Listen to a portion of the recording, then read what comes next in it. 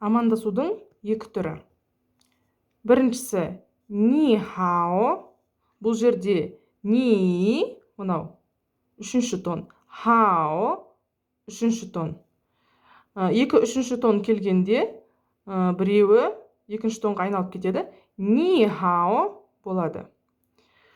Екіншісі нин хао. Бұл екеуі бір-біріне ұқсас. Мынау да сәлеметсіз бе, мынау да сәлеметсіз бе, тек екіншісі нин хао сыпайырақ түрі, үлкендерге айтылады.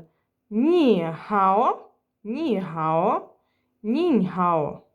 Ни хао, нин хао. Екінші бөлігі бірдей жазылады, ал бірінші бөлігінің айырмашылығы тек қана иероглифтің астындағы қосымша белгілерде. Қарап отырсаңыздар, мына үстіңгісі тура үстіңгі сияқты жазылған, тек қана сәл қысылып ығыстырылған үстіне, астына мынандай кішкентай нүктесі, мына белгісі және тағы да екі қосымша нүктесі жазылған.